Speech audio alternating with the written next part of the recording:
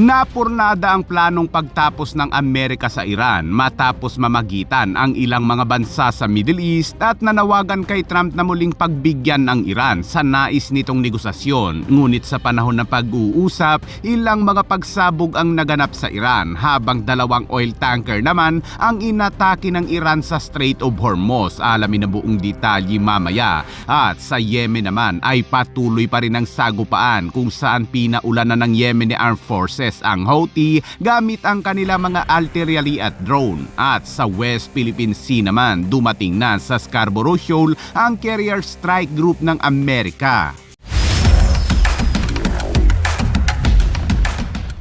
Sa update sa patuloy na tensyon sa pagitan ng Iran at Amerika, nagbanta si Trump na tatapusin na nito ang Iran kung saan ipaparanas umano nito ang pinakamalakas na atake. Ngunit ang planong iyan ay napurnada matapos mamagitan ng ilang mga bansa sa Middle East. Ayon sa report ay nais ng Iran na bumalik sa negosasyon kaya ang Saudi Arabia, UAE at Qatar ay nakipag-usap kay Trump na bigyan umano ng isa pang pagkakataon ng Iran. Dahil dyan ay pumayag si Trump at sinabing ito na umano ang last chance ng Iran bago niya gawin ang decapitation o pagpugot sa ulo ng Iran.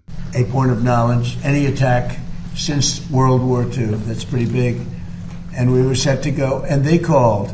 And in addition, Saudi Arabia called, and UAE called, Qatar called. Got calls from numerous people. I want to give them every last chance before decapitation. Very tough to do what we have planned, still planned. We'll see what happens. But it's a very, very tough thing to do. I think I'm very proud of the fact that I'll give people a chance. This is a big move. To do an attack that big on a country, I'd rather not do it. Now, we've already through lots of large attacks, but they were normal large. Handang-handa na ang puwersa ng Amerika na tapusin ang Iran dahil nagdagdag na ang Amerika ng mga assets na dudurog sa Iran. Sa ngayon ay nasa Ramon Airport na sa Israel ang 15 air tanker ng Amerika na magpaparticipate umano sa planong massive strike sa Iran. Habang ipinakita rin ng US Central Command ang kanilang kahandaan kung saan ilan sa mga F-22 Raptor nito na kasalukuyang nasa Israel ay lumipad o rumoronda na sa bahagi ng Middle East.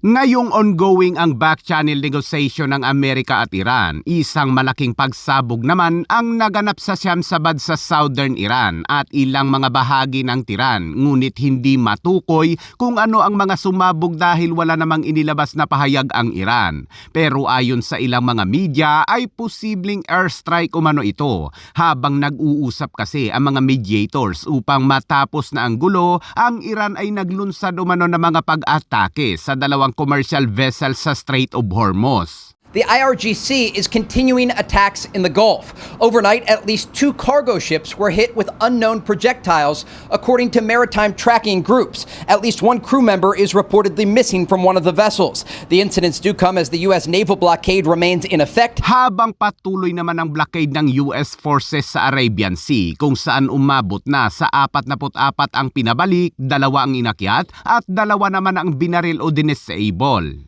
Captain, you are requested to alter course to 190. If you do not comply, we will compel compliance with force.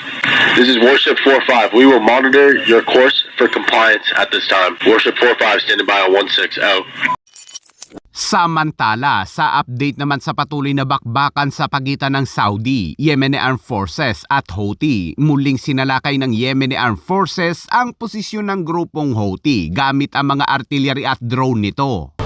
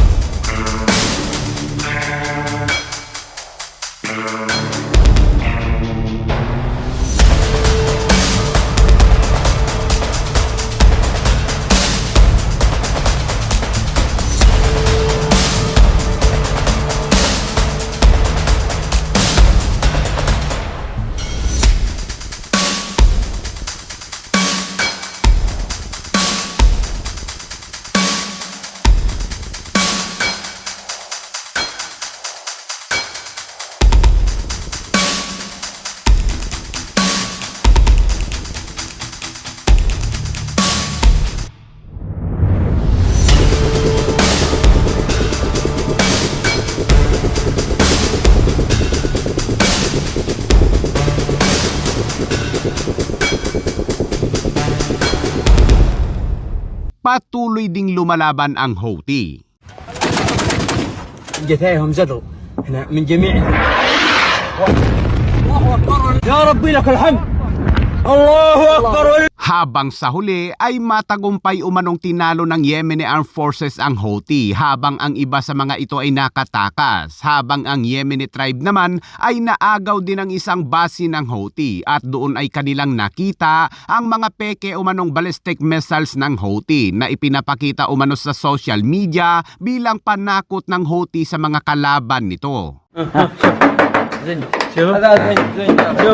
Kasunod niyan, isang tanker umano ang inatake ng Houthi sa Bab al-Mandab Strait at ayon sa Houthi ay isa umano itong Saudi-linked tanker pero ayon naman sa ibang mga report ay isa umano itong Indian tanker na bibili lamang ng langis sa Saudi Arabia.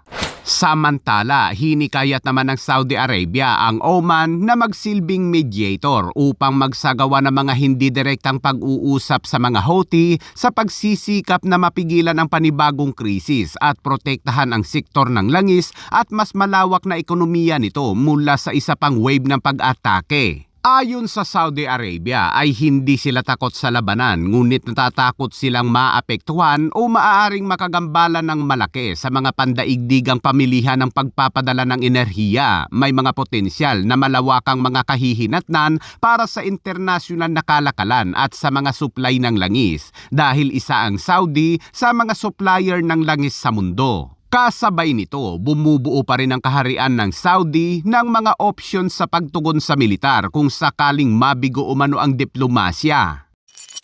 At sa ibang balita naman mga kabayan, nagsagawa ng military exercise ang PLA Air Force sa Scarborough Shoal bilang pagpapakita ng kahandaan sa labanan upang depensahan umano ang teritoryo nito. Sa isang footage ay makikita ang mga fighter jets ng China kasama ang isang bombers nito na may karga umanong JL-1, isang nuclear-capable air-launched ballistic missiles na may estimated range around 8,000 kilometers, featuring hypersonic re-entry capabilities and potential roles in both anti-ship and land attack missions. Ayon sa report ay isinagawa iyan ng China noong Sabado habang dumating naman sa lugar kahapon ang Carrier Strike Group naman ng Amerika.